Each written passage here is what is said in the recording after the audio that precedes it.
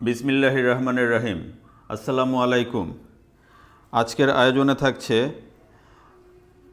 চাকরির পরীক্ষায় আসা বিভিন্ন সাধারণ জ্ঞান। আপনারা পুরো আয়োজনটি মন দিয়ে দেখতে থাকুন। দুর্নীতি দমন কমিশনের পরীক্ষায় এই সাধারণ জ্ঞানগুলো এসেছিল। প্রশ্নে ফিরে যাচ্ছি। ভারতীয় উপমহাদেশে পুলিশ ব্যবস্থা কে চালু করেন? ভারতীয় উপমহাদেশে পুলিশ ব্যবস্থা চালু করেন হচ্ছে লর্ড ক্যানিং। লর্ড বেন্ট, এখানেও দেখুন একটু ব্যাখ্যায় যাচ্ছি। লর্ড বেন্টিক 1829 খ্রিস্টাব্দে আইন করে সতীদাহ প্রথা রহিত করেছিলেন। আর লর্ড ক্যানিং উপমহাদেশে প্রথম কাগজের মুদ্রা চালু করেন। সতীদাহ প্রথা রহিত করেন হচ্ছে বেন্টিক, আর পুলিশ ব্যবস্থা চালু করেছিলেন লর্ড ক্যানিং। একমাত্র চায়ের নিলামঘর কোথায় অবস্থিত? বাংলাদেশের একমাত্র চায়ের নিলামঘর অবস্থিত হচ্ছে চট্টগ্রাম।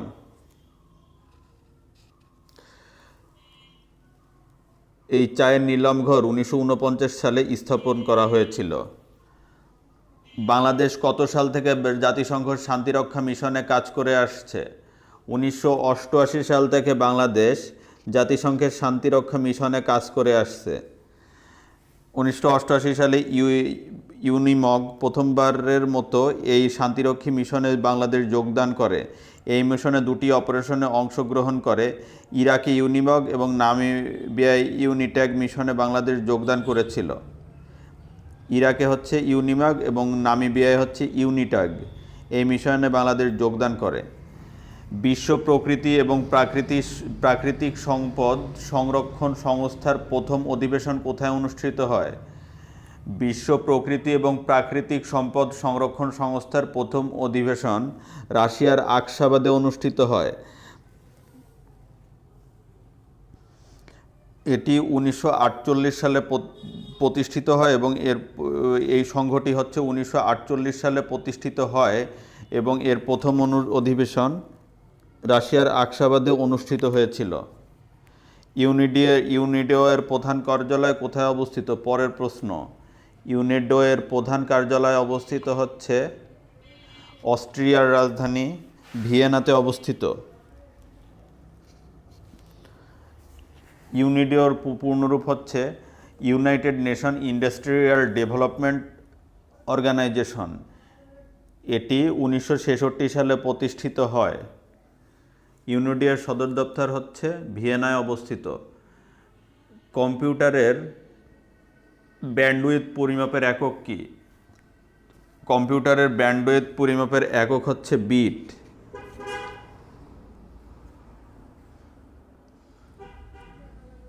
ব্যান্ডউইথের একক হলো বিট। 4 বিট সমান সমান 1 বাইট। 1024 বাইট সমান সমান 1 কিলোবাইট।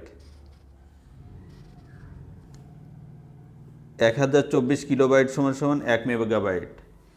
ইনফরমেশনটা মনে রাখার চেষ্টা করবেন। পরের প্রশ্ন হচ্ছে বিশ্ব আবহাওয়া দিবস কত সালে কত তারিখে পালিত হয়? বিশ্ব আবহাওয়া দিবস 23 মার্চ পালিত হয়। বিশ্ব আবহাওয়া সংস্থা এর পূর্ণরূপ হচ্ছে ওয়ার্ল্ড মেটেরিওলজিক্যাল অর্গানাইজেশন। এটি 1951 সালে সারা বিশ্বে 1951 সাল থেকে সারা বিশ্বে 23 মার্চ বিশ্ব আবহাওয়া দিবস পালিত হয়ে আসছে। সাতিয়াল আরবকে কেন্দ্র করে ইরাক ইরানের মধ্যে যে স্বাক্ষরিত চুক্তি হয় তার নাম কি? সাতিল আরবকে কেন্দ্র করে ইরাক ইরানের মধ্যে যে চুক্তি স্বাক্ষরিত হয়, দেখুন 4টি অপশনের মধ্যে থেকে এটা হচ্ছে আলজিয়ার্স চুক্তি। এটি 1975 সালে। আলজিয়ার্স চুক্তি কবে স্বাক্ষরিত হয়? আলজিয়ার্স চুক্তি হচ্ছে 1975 সালে স্বাক্ষরিত হয়। সাতিল আরব হচ্ছে একটা উপসাগর যা ইরাক এবং ইরান সীমান্তে অবস্থিত। এই যুদ্ধের কারণ ছিল সাতিল আরব জলাধারের নিয়ন্ত্রণ। আলজিয়ার্স যুদ্ধে সাতিল আরবকে কেন্দ্র করে যে যুদ্ধ হয়েছিল এর কারণ ছিল সাতিল আরব জলাধারের নিয়ন্ত্রণ। এই যুদ্ধ সমাধানের উদ্দেশ্যে আলজেরিয়ার উত্তরাংশে আলজিয়ার্স নামক শহরে ইরাক এবং ইরানের মধ্যে যুদ্ধবিরতি সম্পর্কিত যে চুক্তি হয় সেইটার নামই ছিল হচ্ছে আলজিয়ার্স চুক্তি। পরের প্রশ্ন, ফালুজা শহরটি কোথায় অবস্থিত? ফালুজা শহরটি ফালুজা শহরটি হচ্ছে ইরাকে অবস্থিত। 4টি অপশনের মধ্যে থেকে ইরাকে অবস্থিত ফালুজা শহরটি। এই শহরে একটি পর্যটন কেন্দ্র রয়েছে। পরের প্রশ্ন, বাংলাদেশের প্রথম আর্সেনিক ট্রিটমেন্ট প্ল্যান্ট কোথায় অবস্থিত?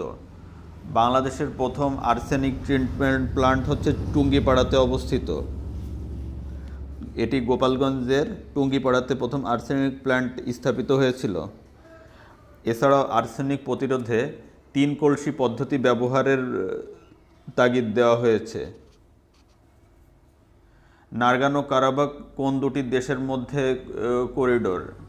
আর্মেনিয়া এবং আজারবাইজানের মধ্যের করিডোর হচ্ছে নারগানো কারাবাখ। এটি আজারবাইজানের দক্ষিণ পশ্চিমাংশে অবস্থিত একটি আর্মেনীয় অধ্যুষিত এলাকা। এটি একটি খ্রিস্টান অধ্যুষিত এলাকা, যেটা হচ্ছে নারগানো কারাবাখ। কোন শহরটি চিরশান্তির শহর নামে পরিচিত? চিরশান্তির শহর হলো রোম।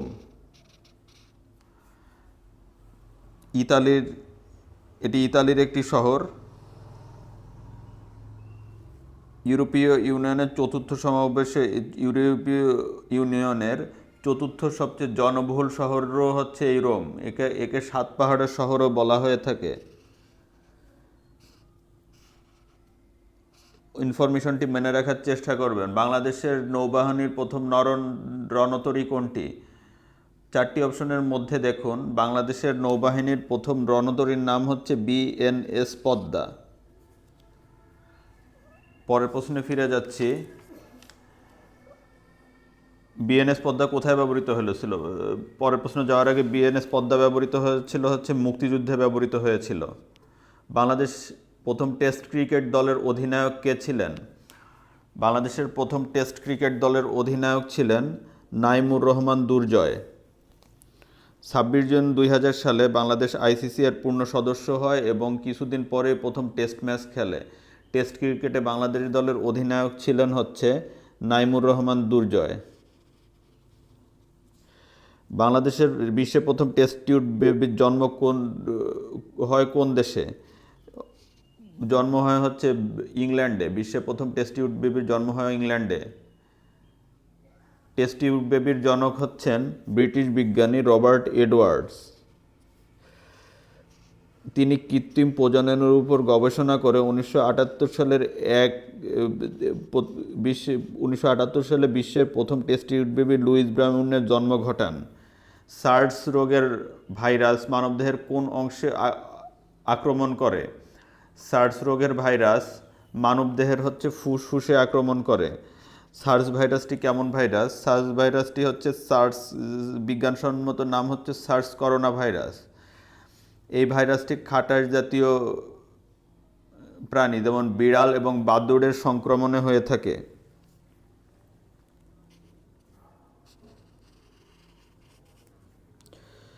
এই ভাইরাসটি হচ্ছে মানবদেহের ফুসফুসকে আক্রমণ করে। পরের প্রশ্ন, বাংলাদেশের প্রথম ডিজিটাল জেলা কোনটি? বাংলাদেশের প্রথম ডিজিটাল জেলা হলো যশোর।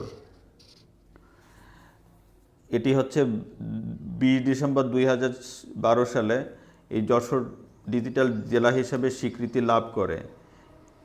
পরের প্রশ্ন, এমএস এক্সেল ওয়ার্কশিটে ডাটা ফাইন্ড কিংবা রিপ্লেস করতে নিচের কোন কিবোর্ড শর্টকাট কমান্ড ব্যবহৃত হয়ে থাকে?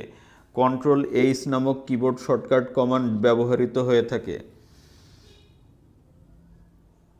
নিচের কোন স্থানটি স্বর্ণখনির জন্য বিখ্যাত? স্বর্ণখনির জন্য বিখ্যাত হলো জোহান্সবার্গ। এটি হচ্ছে সাউথ আফ্রিকায় অবস্থিত।